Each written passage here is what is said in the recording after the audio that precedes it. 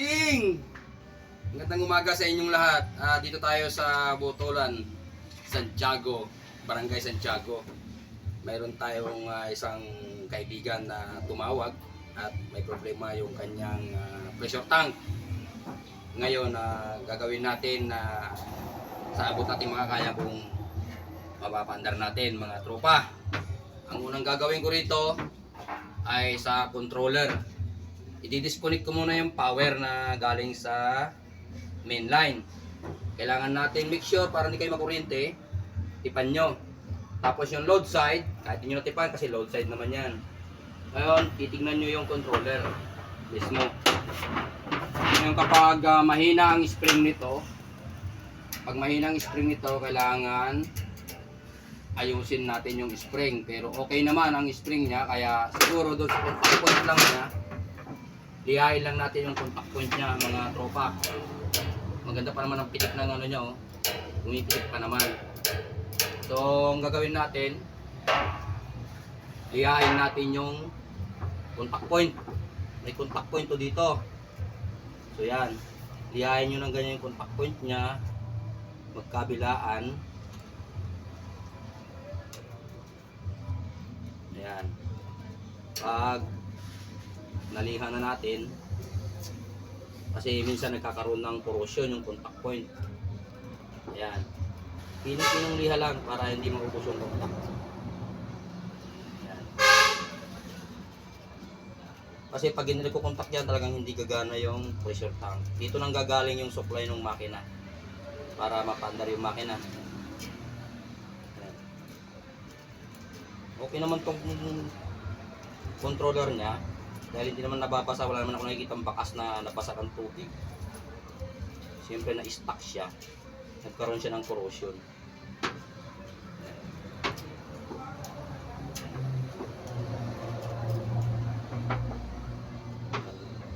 Tsagala sa pagliha dahil medyo makitid.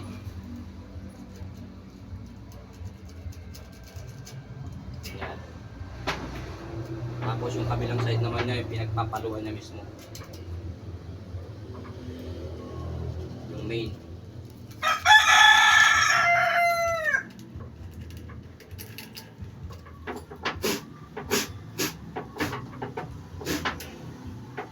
Ayan, nalihan natin mga idol, mga bossing. Ngayon, ibalik natin yung load side. Load side muna, unahin natin ibalik.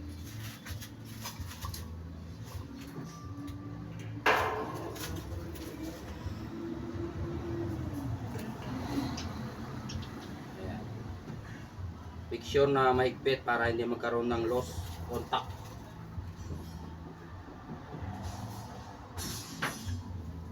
Ayan. Yan ang load side.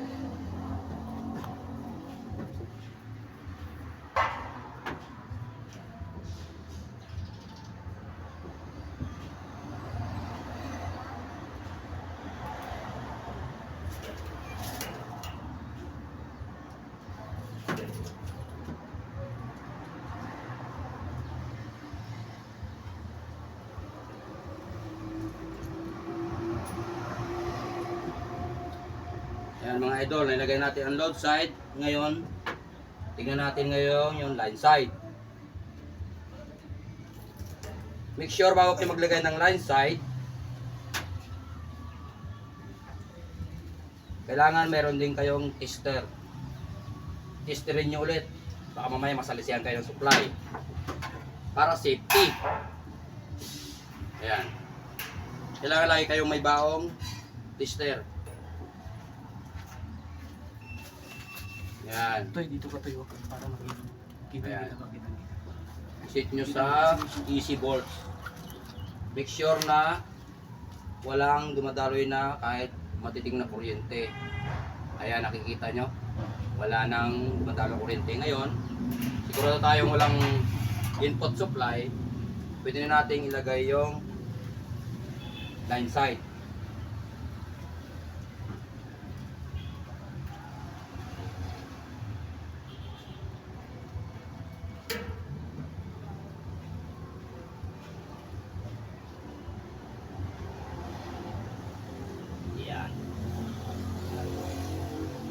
Yan, kailangan may pit para maiwasan ang loss, connection.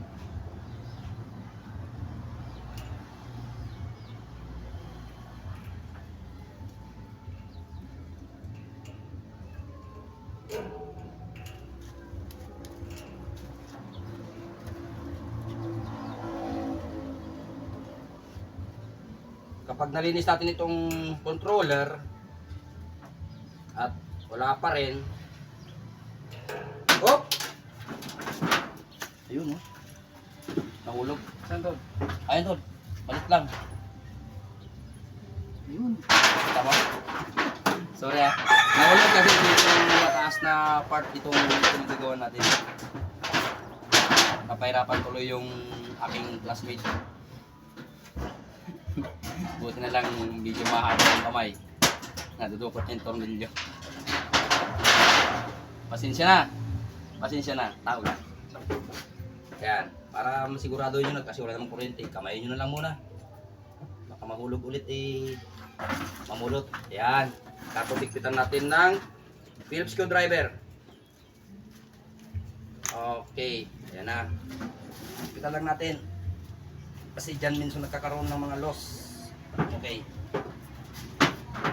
Ngayon. Pandar ko yan, tol. So, okay na. Oh, explain mo dyan. Pandarin ko, tol. Oo.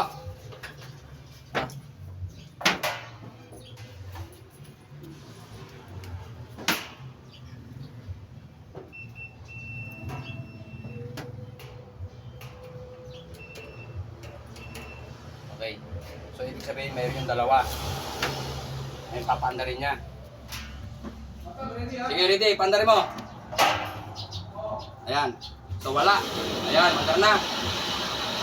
So, ang problema niya, nasa controller mismo. Ayan na. Nasa controller lang. Ito. Ayan, yan yung controller ng pressure tank. Ngayon, alamin natin yung cut-off. Hintayin natin mapuno yung kanyang tangke. Pag napuno siya, dito yung kanyang pressure gauge. Pag napuno yung tangke niya, magka-cut off siguro siya ito ng, hindi natin alam kung ano ang design niya dati ha. Dapat ito dahil malaki yung tank niya, kakat off ito ng 2060 or 2040. Hintayin natin. Ayan. So nasa, okay lang, nasa pressure tank.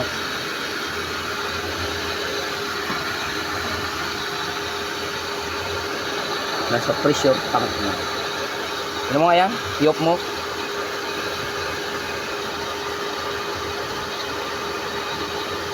Pagtaas? Ha? I-ano mo? Sintro. Ayan, sige, sige. Ayan.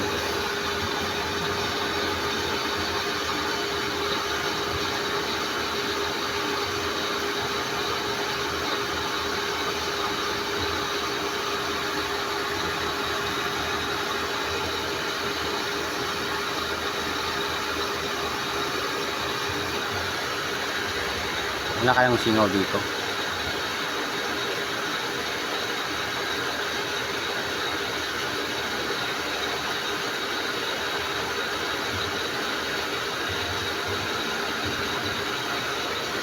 Tol, may ano ka dyan? Para kung natin, may foam ka na may joy para kung natin yung leak kung may singaw.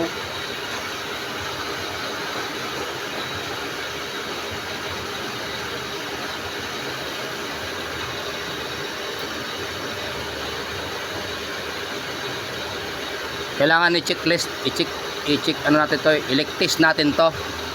I-test natin to para malaman natin kung may singaw o wala. Kasi kung may singaw yan, hindi yan halos gagalaw itong pressure switch. Hindi aakyat. Kasi siyempre mapupuno ng hangin yan.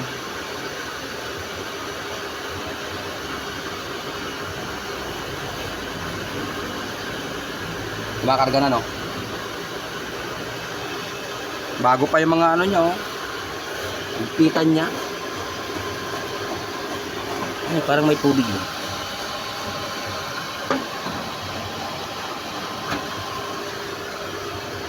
di umaakyat ang pressure tank, pressure switch. May laman yan, di ba?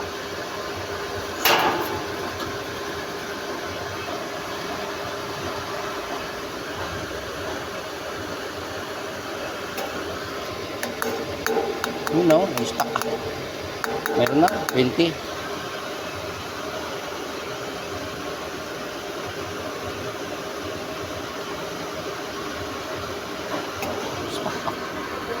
Okay na yun. Maglilik test tayo.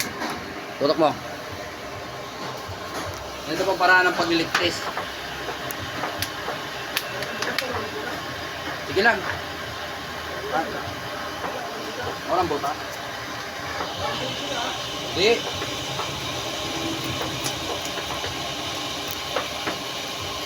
Ito, pagbubulain nyo yung pagbubulain yung basahan. Tapos dun sa mga mga pinagkoneksyonan na tubo. Tingnan natin, pabulain natin ganyan. Tingnan natin kung sumisirit siyang, kung nagkakaroon ng bubbles yan, ibig sabihin may singaw yan. Pero kung walang bubbles kayo nakikita, ibig sabihin magandang higpit niyan. Kasi pag nagkaroon ng singaw yan, hindi yan magkakarga. Hindi kikilos yung mga pressure gauge na yan. Hindi tatakbo. Ngayon, tumatakbo na yung pressure gauge mo, nasa 20 PSI ka na. Tingnan natin kung ano yung cut-off niya. Pag nag-cut-off na yan, okay yung wala nang problema yan. Hintayin natin mag-cut-off kung 40 or 60 kasi malaki yung tangke niya eh.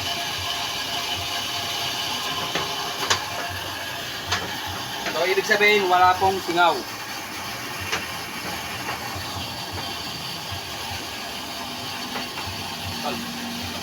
Salamat.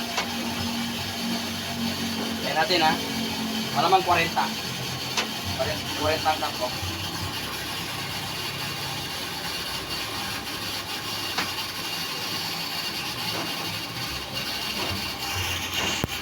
Yan, hintayin natin tutok. Pakitutok sa pressure gauge para malaman natin yung kantiyan. Yan po ang cut off niya. Puno na yan. Nasa 30. 30 ang kanyang cut off. 0 to 30 siya. So standard po yan. So, ibalik na natin ngayon yung kanyang takip. Ngayon, malalaman nyo kung buksan yung kanyang gripo. Buksan mo na yung gripo. Yung supply. Sige, tutok mo lang doon. Tutok mo doon. Putin mo. Yan. Ito ba? Yan.